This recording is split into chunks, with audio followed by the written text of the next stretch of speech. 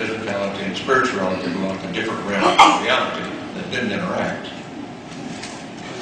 From that time forward, it served a noble purpose at that time of getting the Inquisition off the backs of the intellectuals of that period of time. But it also, we proceeded down that path for 400 years, where consciousness, mind, and such things were not appropriate subjects for science, until along came quantum mechanics in the early 20th century. It's changed all that, and we now know, after, even though for most of the 20th century, the physicists have avoided, thanks to the Cartesian duality, have avoided the subject of consciousness, but now it's pretty obvious. And my team and a few others have worked on this in the latter part of the 20th century, and are very convinced that most of the so-called paranormal phenomena, which cannot be explained in classical science, classical physics, can mostly be explained within quantum science.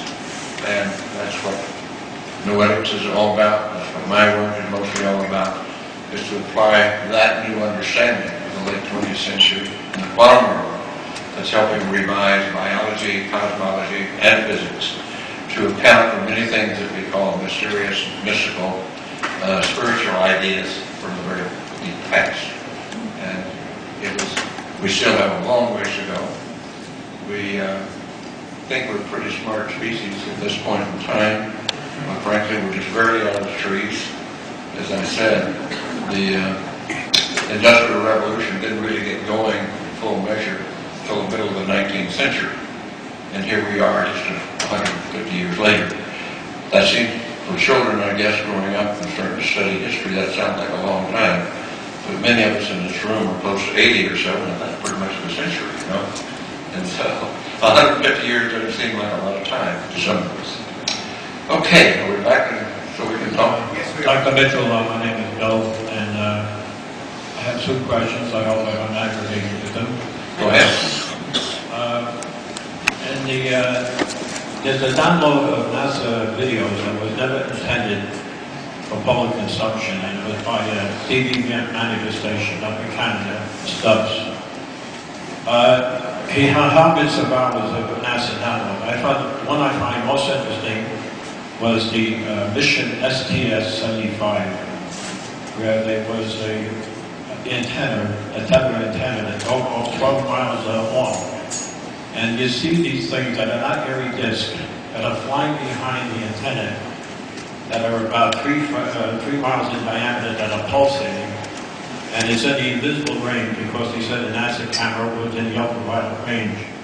But there seem to be life forms that are beyond our visibility, or either that or the physics, but it could be a craft, in a high energy state, mass in a high energy state. Well, let me interrupt you at this point.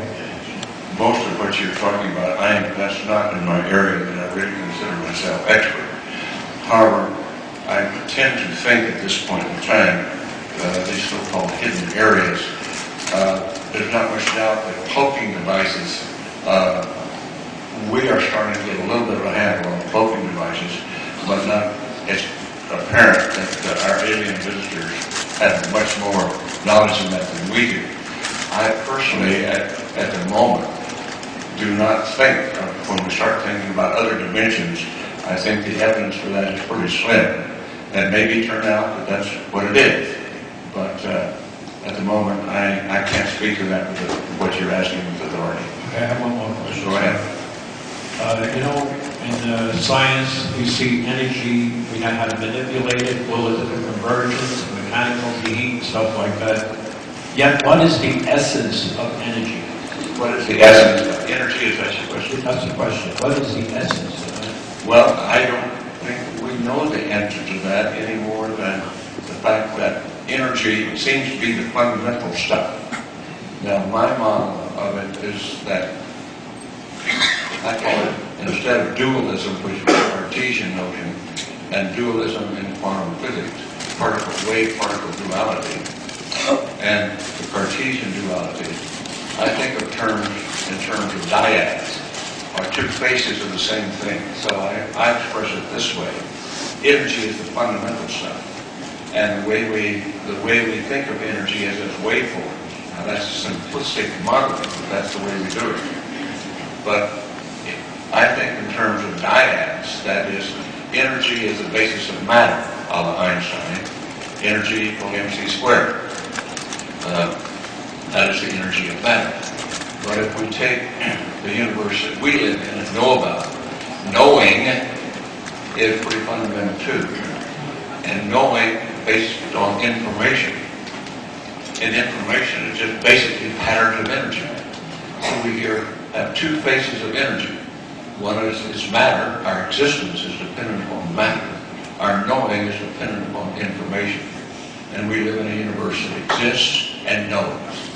And that's a pretty fundamental definition.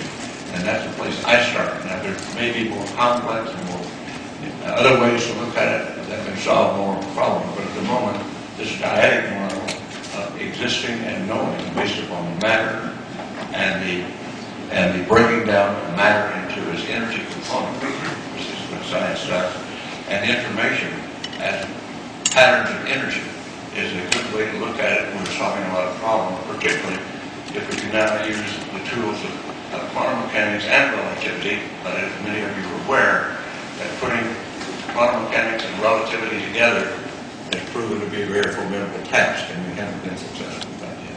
Thank you, sir.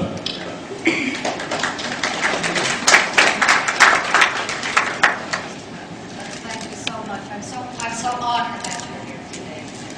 I just wanted to share with you. Well, let's push it right to you. Okay. I'm kind of intimidated.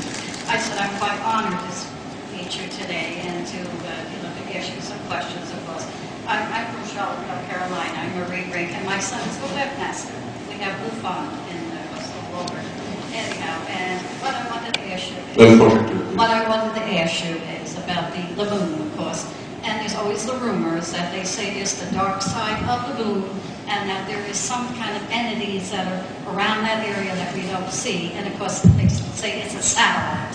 So I have to ask you that. And then, of course, about Mars and the atmosphere is not. Okay. Well, first of all, let's not consider the dark side of the moon, because there isn't a dark side of the moon. There's the back side, which we don't see. But we have seen it. Those of us who have flown there have seen it, have taken pictures of it. And it is markedly different than the front side. But that's largely because in ancient times, and the Earth, the moon, thanks. Hey, you know, that's a good idea. Somebody stand in front of that light. Thinking, in ancient times, when the Earth-Moon system was brand new, but the moon had been captured and it was stabilized in its orbit, the lava inside the moon came out as lava flows like it does on Earth, but it came out on the front side because of gravitational pull and filled all the craters on the front side. Now, the ancients, time of Galileo and so forth, considered